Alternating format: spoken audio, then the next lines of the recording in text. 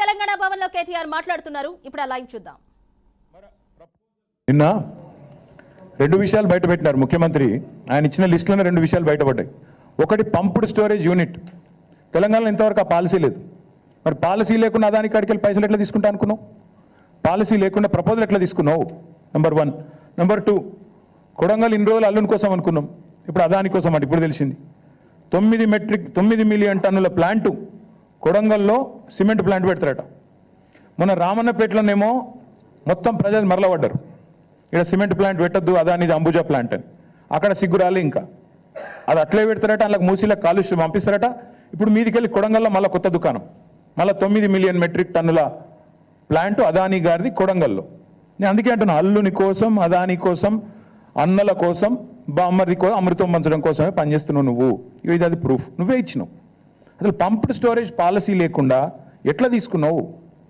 నువ్వు ఎట్లా తీసుకుంటున్నావు ప్రపోజలు? చెప్పండి. ప్రభుత్వానికి ఒక పాలసీ ఉండాలి కదా, నిర్దిష్టమైన విధానం ఉండాలి కదా. అదే లేకుండా ఎట్లా పిలుస్తున్నావు ఆయన? నాకు అర్థం కాదు.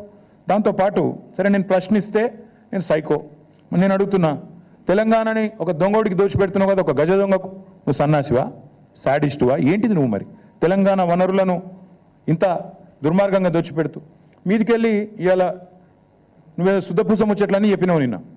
చెప్పి మళ్ళీ మీ అనుంగు పత్రికలు ఇవాళ వచ్చింది, Adani is here to stay. Adani ఉంటాడు, బరాబర్ ఉంటాడు.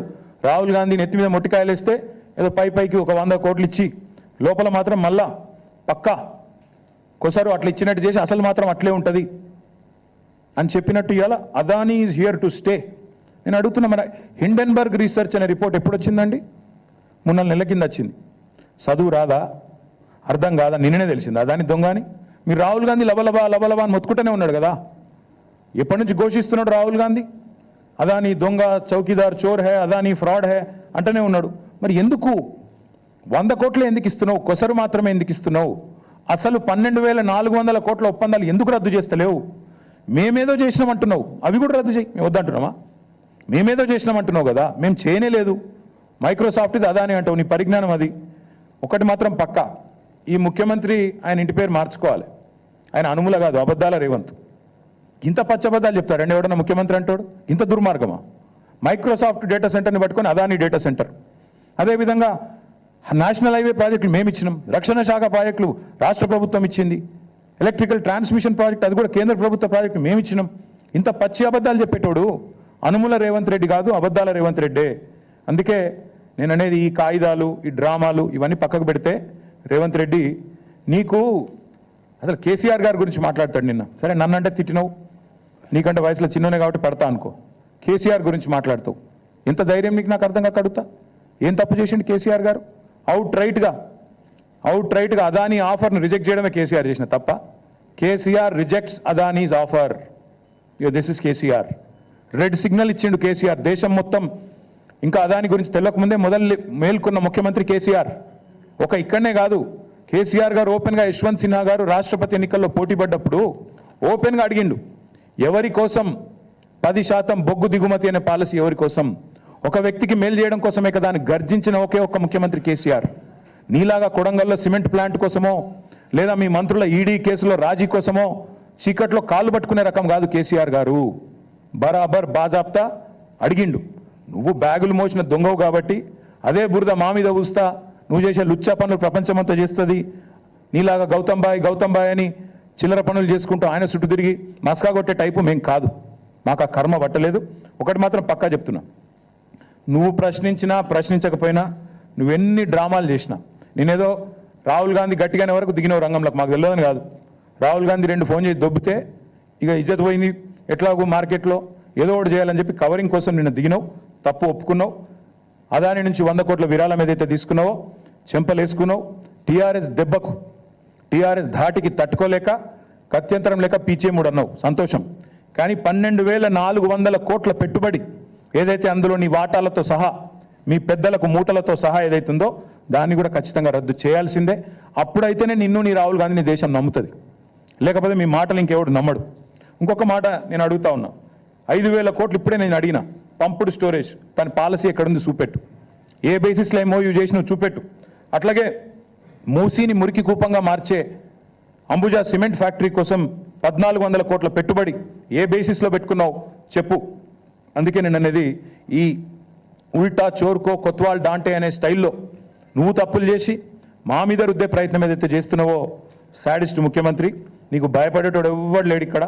ఏం చేసుకుంటావో చేసుకో, నిన్ను మాత్రం తప్పకుండా ప్రజల తరపున ప్రశ్నిస్తూనే ఉంటాం, నిలదీస్తూనే ఉంటామని మళ్ళొకసారి చెప్తూ దయచేసి మీడియా మిత్రులను కూడా కోరుతా ఉన్నాను. నిన్న ఒక మాట అడిగితే పాపం ఏం చేయాలని తెలియక ఒక ఎంఎంఏ బెబ్బెబ్బే అన్నాడు. ఒక సంస్థను బ్లాక్ లిస్ట్ చేయాలని చెప్పి మీ డిపార్ట్మెంటే రిపోర్ట్ ఇచ్చింది కదనాయా అని ఒక జర్నలిస్ట్ గారు పాపం ధైర్యం చేసి అడిగింది. మీ హెచ్ఎండబ్ల్యూఎస్ వాళ్ళే బ్లాక్ లిస్ట్ చేయమన్నారు ఒక సంస్థని, ఎందుకు చేయడం లేదు అని అడిగితే రేవంత్ రెడ్డి వాడెవడో పుల్లయ్య మల్లయ్య చెప్పిండు. పుల్లయ్య మల్లయ్య కాదురా నాయన, నీ కింద ఉన్న డిపార్ట్మెంట్, నువ్వు మున్సిపల్ మంత్రిగా ఉన్న డిపార్ట్మెంట్లోని ఏజెన్సీ. పుల్లయ్య మల్లయ్య దారినవై దానే చెప్పలే Revanth. HMWSSB Hyderabad metro water supply and sewerage board ఆ అంశం మళ్ళొక రోజు మాట్లాడతా, ఈరోజు మాట్లాడను. కానీ అంటే అంత తెలివి తక్కువగా, అంత అసహనంతో, అంత నిస్పృహలో ముఖ్యమంత్రి ఉన్నాడని చెప్పడానికే ఈ మాట చెప్తా ఉన్నా. మీడియాకు కూడా దయచేసి రిక్వెస్ట్, ఆయన ఏదో కన్ఫ్యూజ్ చేసి మన రాష్ట్రాన్ని బదనాం చేసే ప్రయత్నం చేస్తే మీరు కూడా ఆయన ట్రాప్లో పడవద్దని మా ప్రార్థన, మా విజ్ఞప్తి. Thank you.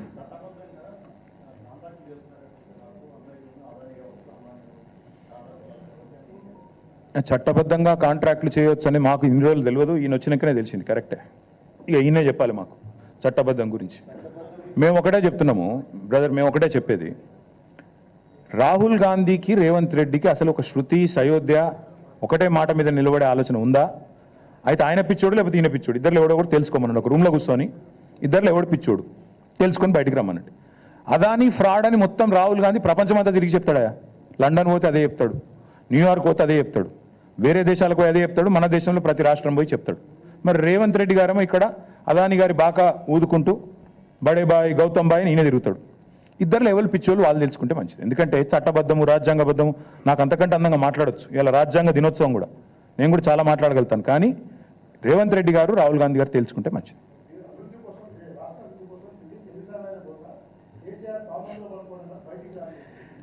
రాష్ట్రాభివృద్ధి కోసం ఢిల్లీకి పోతే పర్వాలేదు, కానీ 8 మంది బీజేపీ ఎంపీలు తెచ్చింది 8 రూపాయలు తేలే. 28 సార్లు ముఖ్యమంత్రి పోయి 28 రూపాయలు కూడా తేలే. పైసలు బొక్క, ఫ్లైట్ ఖర్చులు బొక్క తప్ప ఏమి లేదు రాష్ట్రానికి. 28 సార్లు పోయినావు, నీ సొంత ఖర్చులతో పోతే పో, ఎవడొద్దన్నాడు? ఓం బిర్లా పెళ్లికో లేకపోతే ఇంకో పేరెంటానికో ఇంకొకడికో మేము ఎందుకు వద్దంటాం. కానీ రాష్ట్ర ప్రజల సంపద